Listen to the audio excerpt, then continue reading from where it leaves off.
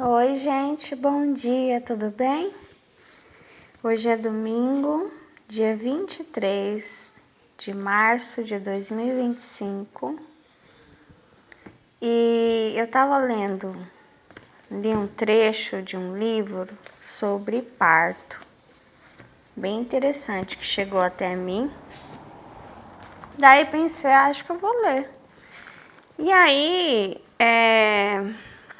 eu li um trecho aqui, olha que interessante, que diz, eu parafraseando, que quando a criança nasce, por que ela respira? É gerado nela uma necessidade enorme, sabe? Uma necessidade absurda, uma grande necessidade de oxigênio que ela não tinha antes na barriga. Então é por isso que ela respira. Por causa que ela sente essa necessidade do oxigênio. E aí eu tava pensando sobre aquele comentário que eu fiz para vocês de um outro livro, e ao mesmo tempo de cursos que estão sendo dados aí, explicando porque de muitas situações desagradáveis na nossa vida. E pensando num nível global, do todo, também muitas situações que ocorrem, talvez desastres, doenças globais, né, que atingem toda a humanidade, como pandemias.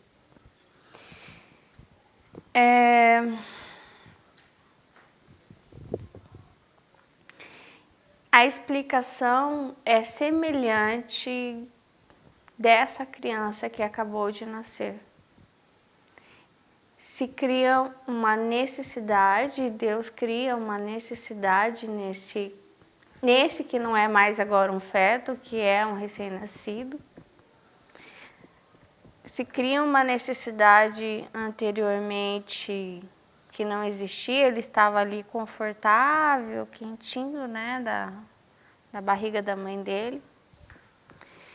E aí é isso que faz com que ele respire. Então se gera um incômodo, eu estava pensando, né? É um incômodo, às vezes é uma falta, né? Falta esse oxigênio.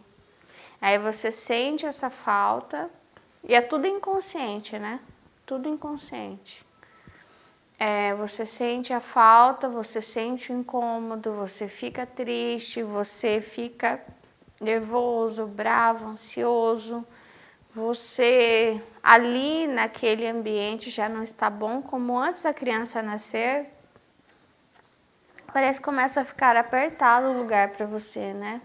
Nossa, esse lugar era tão bom, por quê, né? O que está acontecendo?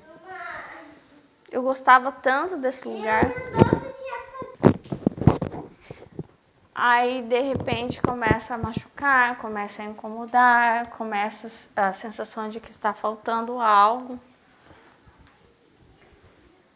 E parece que as grandes mudanças, elas são geradas assim, né? O problema da gente é que a gente não foca na transformação. A gente foca no problema, né?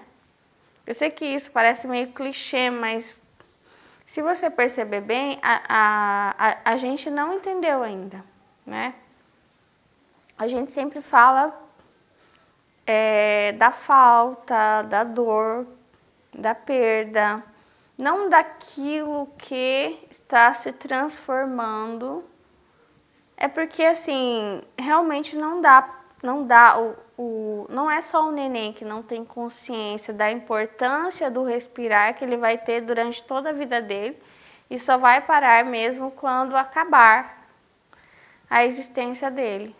Vai acompanhar esse primeiro respirar, olha só, é tão importante, vai acompanhar né? É um movimento involuntário, inconsciente, totalmente necessário, que vai dar o gás para a vida toda dele. Em momentos tensos, ele vai ser importante que ele pare, respire mais fundo, em momentos de transformações, de mudanças de ciclo, como diz naquele livro do Birajara. Como que ele cita ali no livro do Birajara? Ele fala, esse guerreiro, ele precisa... Não é mudança de ciclo, ele dá um outro nome para o guerreiro que precisa passar por uma transformação. Que é aquela mudança, por exemplo, quando eu não sou mais filho, agora eu vou ser pai, né? Rituais de passagem, é isso. Vou passar por um ritual de passagem. Eu não vou mais ser a larva, isso é um pouco estranho, eu tô à parte, eu tô escondido, tá doendo um pouco, eu estou em um ritual de passagem. Então, nesses rituais de passagem, né, quando alguém está se formando, alguém está casando, alguém está tendo um filho, tá gerando uma grande transformação e isso dói, como a primeira respiração, dói, a criança chora, arde, tudo por dentro, né? E depois, ó, nem percebe mais, a gente nem percebe que tá respirando, né? Por exemplo, quando esse bebê crescer e quando ele se sentir apaixonado pela primeira vez, segunda, terceira, até conhecer o grande amor da sua vida, com quem vai se casar, ele vai suspirar muitas vezes, né? Vai suspirar de amores, às vezes vai suspirar de tristeza quando alguém partir o seu coração, né? Vai suspirar de alívio quando alguém o consolar, quando receber um colo. Vai respirar de forma mais intensa em muitos momentos da vida, né? Em momentos de aflição, o filho está nascendo, como é que tá, né? Às vezes momentos de dor, momentos de prazer. E eu tava pensando nisso, sabe? Sobre essa necessidade que é gerada, esse caos. A necessidade é um caos, ninguém gosta. Quando você pensa em necessidade, o necessitado, você tá falando do necessitado. Se você fala da necessidade, né? Existe um sujeito que é o dono da necessidade. E a impressão que dá é a vítima, né? Que ninguém quer ter necessidade, né? Mas é a necessidade que faz com que a gente se sinta vivo, entendeu? Quando se preenche essa necessidade. Porque eu sou um morto que não tem necessidade nenhuma, né? A gente tem muitas necessidades. E às vezes, o que Deus estava me falando é o seguinte: primeiro se gera a necessidade, depois Deus gera como é que eu vou suprir essa necessidade. E a gente se preocupa, a gente quer se antecipar sempre, né? Não é esse o mundo da cabecinha humana, de que eu preciso ter primeiro a satisfação e quando a necessidade vier eu já estou preparado. Daí que se gera muito acúmulo, né? Desigualdade social e arrogância às vezes, entendeu? Incompreensão quando Deus criar uma necessidade para a qual você não tem o recurso ainda e você não crê. A criança, ela tá ali solta, entregue. Eu fiz uma corridinha, eu sempre gosto de deitar no chão depois É o momento que eu quase que eu volto para a nuvem. Que a nuvem é como se fosse o quinto céu, né? Onde eu estou entregue. Às vezes eu tenho essa necessidade de me sentir, eu me entrego, Senhor. Faça de mim o que quiser.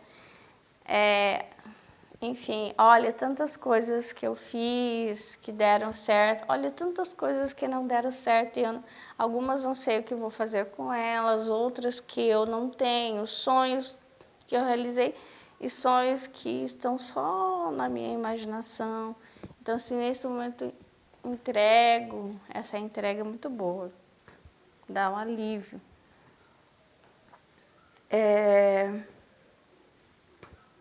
Então, muitas vezes, não, Deus ele vai criar a necessidade sem te dizer como é que ele vai satisfazer isso. Assim como a criança ela não sabe, ela tem a necessidade e ela vai com tudo respirar, só que aí dói e ela chora, né? Mas ela não sabe que existe aí algo para ela aí fora, que é o oxigênio. E tem bastante abundância, é gratuito. Também ela não sabe que vai doer, porque até então nada doía para ela, né? Era tudo prazeroso. Ouvir a voz da mãe, do pai, a alimentação lá dentro, a música, não sei, que a mãe ouvia, cheiro, sabor. Eu acho o contrário. Na minha ideia que eu estou desenvolvendo, a criança, o feto, ele não sente menos que a criança, ele sente mais. E ainda vou escrever sobre isso para vocês, mas já vou adiantando. O feto, ele não sente menos que a criança, por isso ele pode ser abortado, né? Não, ele sente mais. Ele sente mais que o adulto, ele sente mais que o idoso, ele sente mais que todos. Enfim. E eu ainda quero escrever sobre isso, desenvolver uma narrativa para que vocês entendam por quê, por esses dias que eu entendi que ele sente. Tem um filme que é bem legal, em que é baseado em história real. A moça fez um aborto, ela estava namorando, ela ficou grávida, ela sentia que ela não tinha condições financeiras de ter essa criança. O namorado dela também não, e aí ela aborta. Ela era abortista, assim, envolvida na política e tal. E aí um dia ficava uma guerrinha entre as abortistas e as cristãs. E um dia alguém conversou com ela, alguma cristã ali. E mesmo assim foi infrutífero, né? Ela começou a querer se envolver tanto de ser a favor do aborto que ela queria trabalhar na clínica para fazer os abortos, porque ela achava que ela tinha que se envolver com aquilo, né? Que ela tinha que ajudar essas mulheres, adolescentes, crianças, todas as idades que ficavam grávidas e como ela precisavam ter a oportunidade de abortar. E aí ela começa a trabalhar na clínica e ela vai crescendo, ela é muito boa nisso. Ela é muito dedicada, muito inteligente e principalmente porque ela tá fazendo por amor aquilo, sabe? Ela faz os abortos por amor. Ela ajuda, porque ela foi ajudada um dia, ela quer ajudar. Nossa, eu tô vendo desse ângulo agora, eu tô entendendo. O meu livro Mônica é sobre isso. Lá tem uma abortista que é a Mônica. A Mônica, ela é neta de uma mulher que é contra o aborto, entendeu?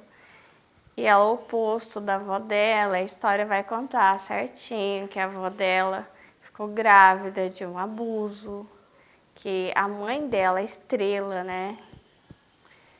E só que a avó dela, totalmente a favor da vida, ela tem essa menina. Enfim, e que se a avó dela fosse abortista, com certeza a Mônica não existiria, porque não existiria a mãe dela. E ela passa a trabalhar nessa clínica, ela vai subindo de cargo, até que ela consegue o cargo top, que é só abaixo da dona da clínica, sabe? Ela se torna gerente, sabe? E aí, a pessoa que tem esse cargo, ela faz o trabalho mais minucioso, que é fazer como se fosse um quebra-cabeça do feto morto. Pega cada partezinha e monta. Cabeça, bracinho esquerdo, bracinho direito, corpinho, a parte daqui do quadril para baixo. E vai montando e brincando com esse feto, porque eu preciso ver se não está faltando nenhuma parte, se não esquecemos nenhuma parte dentro da cliente, da paciente. Só que o que acontece? Um dos dias que ela está atendendo, isso é baseado em história real, tá? Ela...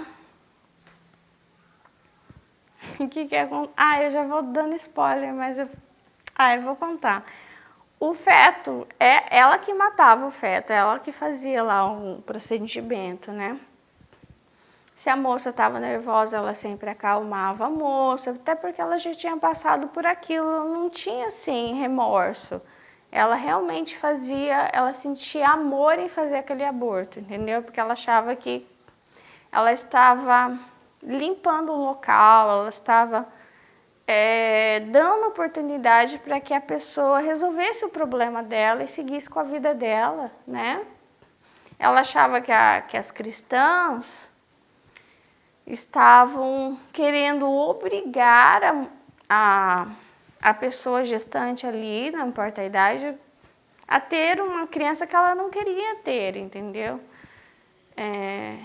Então, elas precisavam ter essa liberdade, né, de tirar aquela coisa que estava dentro delas e que para ela não era uma vida, né? Então, numa das vezes ela foi, não sei se é uma agulha, o que é aquele instrumento, e aí ela ficava olhando na telinha e o feto começou a fugir dela. Uma, duas, sabe, várias vezes. E aí, aquilo lá, ela ficou muito baqueada, ela ficou muito mal. Daí, quando a dona da clínica chamou ela, fulana de tal, vem aqui, olha, quero te parabenizar. E ela já estava totalmente desconstruída naquele momento. Porque naquele momento que o feto começou a fugir dela várias vezes, o feto comunicou com ela. Lembra que eu falei para vocês que os animais conversam comigo, as plantas, os patos, essa comunicação silenciosa, de que você sente a comunicação do outro, como se fosse um pedido de ajuda, sabe? Então, naquele momento que o feto começou a fugir dela, não foi só um dado científico. Ele comunicou com ela, sabe? Ele disse, como se ele dissesse, estou fugindo de você, sabe? Eu sei que você quer me matar, mas eu não quero morrer, eu quero viver. Então, na minha força pequena, eu vou fazer o máximo para fugir de você. É quase como se ele estivesse falando para ela, você é o monstro e eu sou a vítima. E aí ela sentiu mal, porque, olha, como é que você se sente, né? Ter uma coisinha tão pequenininha dessa fugindo de você. Qual a chance dele conseguir fugir de você, né? É muito pior do que se você fizesse a cena, ouvisse a cena de um adulto correndo atrás de uma criança e diga assim: vai, se esconde. Eu vou contar até 10. E se eu te achar, você morre. Você acha essa criança. É muito fácil achar a criança. Você brinca de esconde-esconde com a criança, ela sempre deixa a bundinha aparecendo, a perninha. Então, assim, é essa brincadeira. Esconde de mim. Contar até 10. Eu te acho. Aí é o seu fim. Então, é mais ou menos essa brincadeira bem diabólica mesmo. É isso mesmo, filme de terror. É essa brincadeirinha, se esconde que eu acho você. E acabo com a sua vida.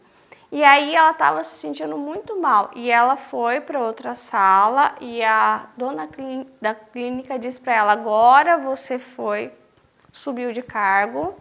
Nós estamos muito contentes com você. Você é a melhor funcionária que eu tenho. Você faz as coisas por amor. E ela já se sentindo muito mal, porque ela já não quer fazer as coisas, ela já não sente amor por aquilo. Ela está se sentindo um monstro e aí ela mostra. Aí ele, aquele que tentou fugir dela, está diante dela, né? Os pedaços dele. E ela lembra, ó, ele tentou fugir de mim. Mas eu venci. Eu venci, ela pensa. Ela não pensa. Ela sabe que ela venceu, entendeu? E é muito ruim para ela saber que ela venceu, porque é uma luta muito desigual, entende? Só que pela primeira vez ela sabe isso. Ela não sabia que era uma luta desigual. Ela nem sabia que era uma luta. Aí a mulher começa a falar: ó, aqui, ó, cabecinha, braço esquerdo, você vai montar. A gente não pode esquecer nada dentro da paciente.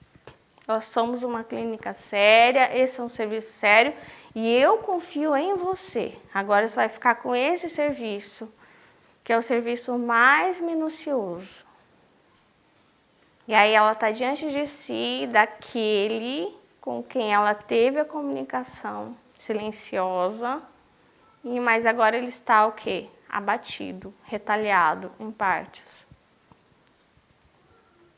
É forte, é legal, muito legal o filme, acho que é 40 semanas, alguma coisa assim. Deus sempre me faz falar sobre os fetos, né? É isso. Deus abençoe vocês. Tchau.